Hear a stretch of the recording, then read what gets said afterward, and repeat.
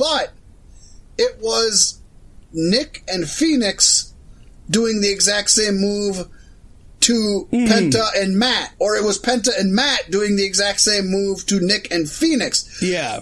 Which was just, you don't see that. It wasn't them working together as a team. It was them both that, saying, we like, can do the same to move. him or I'm going to do this. And they're like, fuck it, we'll both do it. That was really cool. That got me into it. I really loved it. We got I'm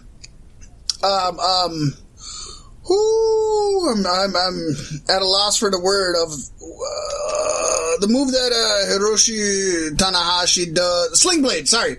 We got a sling blade from one side of the ladder to the other ladder. We had Nick and Phoenix both hitting flying cutters. We had a package of Zero Fear onto the ladder. Yeah. Penta did it to Matt, which was the last move he did to Matt before both him and Phoenix came up and got the titles. Again, Nick was down. I feel like they called an audible because Nick was down a good chunk of the end of the match. Yeah. Probably the last third even. Yeah, so I think they called an audible, but they did a great job of not making it noticeable to where the second time, I had to watch it the second time to realize Nick didn't get back into the match after that botch. That's a good thing they kind of look the same, huh? Yeah, for sure. So many good things in here. We're not even... This wasn't half of the match that we've talked about. Every year we talk about Money in the Bank, and we're usually pretty impressed by that. But 4 men did more than what you see in a Money in the Bank here at All Out. And it was a beautiful ladder match. But that's kind of what makes this the best tag division in the wrestling world. Or is it? Because post-match, some dead presidents ran into the ring. Bill Clinton's alive, look. Okay. Well, after that pedophile island shit, he's dead to me. Yeah. that works. I like that save. Yeah, we had JFK, John Kennedy, and Bill Clinton storm the ring. Mm-hmm. And they hit a street sweeper. Pacey, legit, I was not sure who this was, to be honest. It should have been obvious. Yeah. No, I didn't know until they pulled the masks off. But I wasn't sure. When they hit the street sweeper, I knew who it was. I was like, oh, it's LAX. They called them two different names. The internet is saying the name that they're going by, which was one of the names they called them, was the Boricuas, which isn't bad, except for I think of Los Boricuas from mid-90s WWE, and that wasn't the greatest faction. I don't dig it. The other name they called them, which came only from Excalibur, and is probably just him speaking his native tongue, but I loved it, was the Los Puerto Ricanos. And I love that. I like the Los Puerto Ricanos because they're both Puerto Rican. They dropped the Puerto Rican flag. And yes, I'm purposely rolling the R's, but that's how you should do it. It's respectful. And I like the name, the Los Puerto Ricanos. Because it's giving it up. It's like, hey, USA, hey, Canada, hey, we're Russian. They're Puerto Rican. Why can't they be Puerto Rican? Right? Yeah. I'm not a big fan of Boricuas, but it could grow on me. I love these guys. They could call themselves poop and shit, and I'll still vote for them, man. I still want to watch your match. Earlier, what was it? I don't know. Was it really all the way on the first? Either ways. I don't know. They came up with their names. No, because that's not what I read earlier. This one says the Boricuas. God damn it. Was it Los Puerto Ricos? No, it was like two English words, and it was kind of stupid. Maybe it's all wrong. I don't know. Either way, I don't care, because it's Santana and Ortiz. And I love it. Right now, as if they didn't have the best tag team scene in the industry, right now... They do now. You've got the Young Bucks, who are your Matt and Jeff. You've got the Lucha Brothers, who are your... Edge and Christian. It might switch around. No, those are your Edge and Christian. Yeah, and then you've got the Dudley Boys in LAX. LAX, or whoever. And honestly, I would agree. I bet any of these teams would beat those teams in their prime. 3D, I don't know. I still stand by 3D Dudleys, Dudley Boys, whatever you want to call them. I think are the greatest tag team in the history of tag teams. And this is, I mean, I'm an old school guy. I love the old school tag teams. I love the original Heart Foundation. I love the Brainbusters, Road Warriors, Midnight Express, Rock and Roll. Yeah, I love all of them. But man, 3D, it's hard to argue. But yeah, but no, for sure. This is one thing these guys are going to have over everybody is definitely the tag division.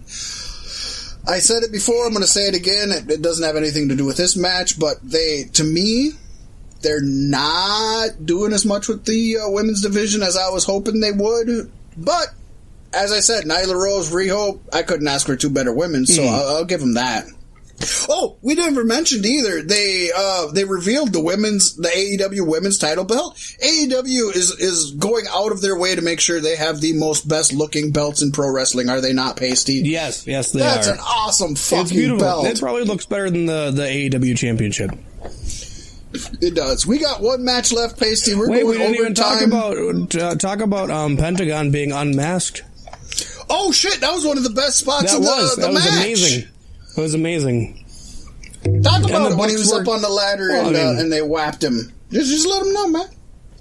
Or you want me to let him know? Something happened and then he pulled off his mask.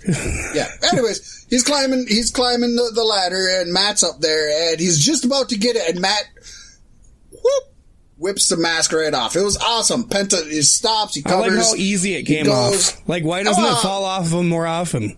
Right. It was obviously a plan, but I love that. That is a good gimmick that they used in a ladder match that isn't used often.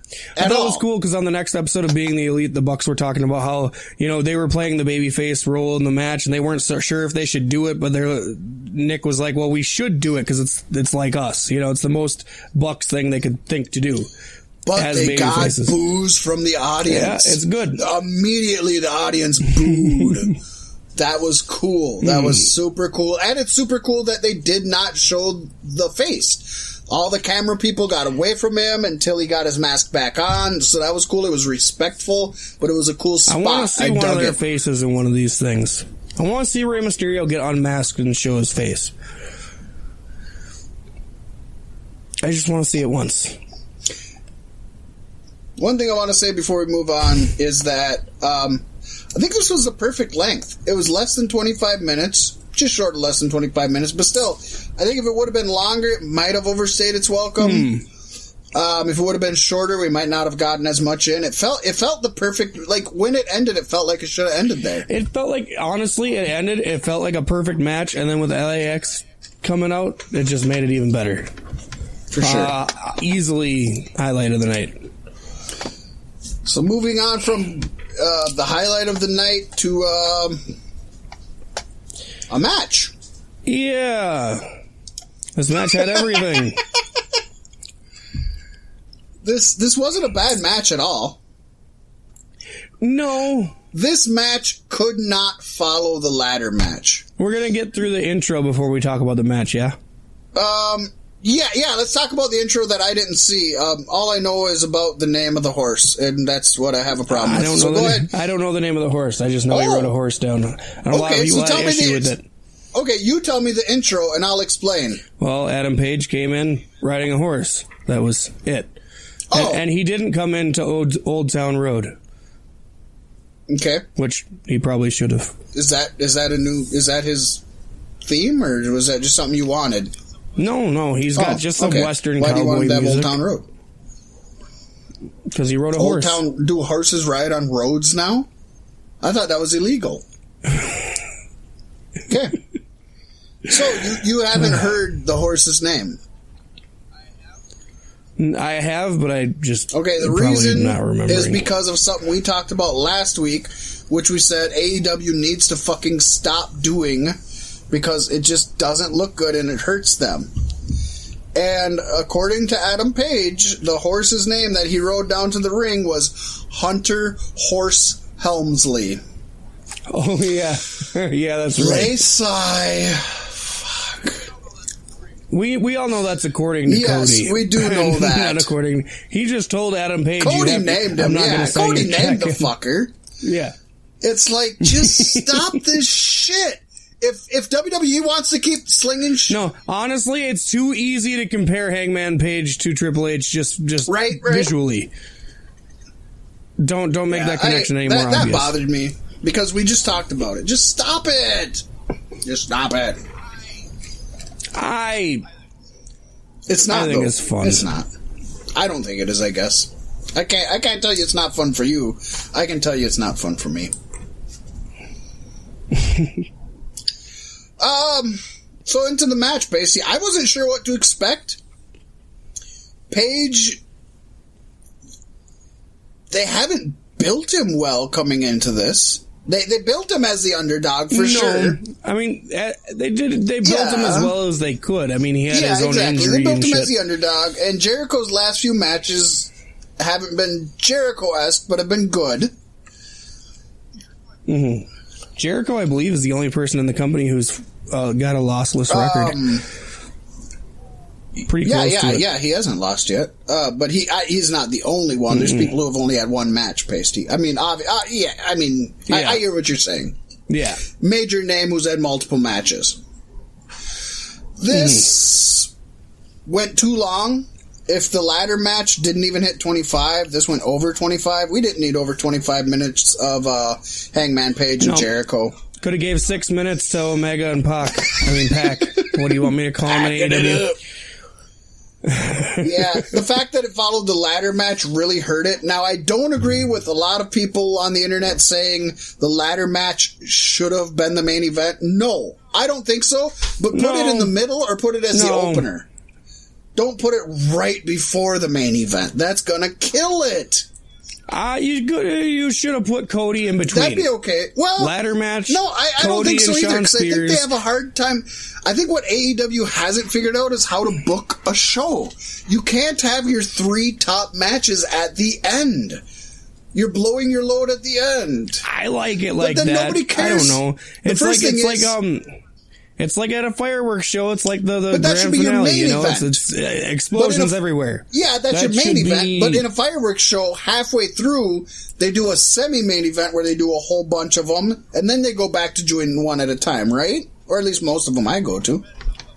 It depends on what fireworks show you go to, and I guess it depends on what wrestling show you go to. I don't think No, honestly, the good ones are grand finale all the way through. I don't think your 3 final matches should be your 3 best. I think you should open with one of your best, not the best. I think the middle can have the best match, or at least one of them. Yeah. And then 2 matches in between. You have to have your popcorn match. You have to have your piss break match. You have to have that. Yeah. And then have either your best match or your second best match as the main event. The very first AEW title match had to be the main event. I'm not dogging that. I would have bitched if it wasn't. Right. But it shouldn't have followed the ladder match. Wouldn't matter the what ladder match could have opened. The ladder match could have been after SCU. The ladder match could have been after the abysmal fucking tag match with the Dark Order and brought everybody back up. That should have been the match that was right before the World Championship I agree match. there. That's perfect, Pasty. There you go. Dark Order and Best Friends should have been right before the main event because everybody would have been so hyped to see 2 people they fucking wanted to see.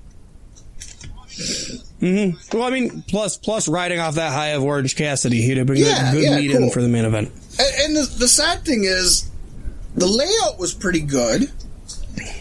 The work felt plotting. I don't use the word plotting a lot, but I used the word plotting when I was writing this because I thought of a fucking horse, which is ironic because I didn't see the entrance and I didn't know there was a horse, but I thought of a big Clydesdale slowly walking and pooping. Dude, Chris Jericho's aged 40 years in the last year. Was when Jim Ross said, I've called so many of Chris Jericho's matches, and this is the best he's looked in years. Jim Ross, take your Man, he's lying Take like your Trump pills, now, isn't go he? to bed. I love Chris Jericho, and I don't have a negative thing to say about this man because at 46 years, he's doing more than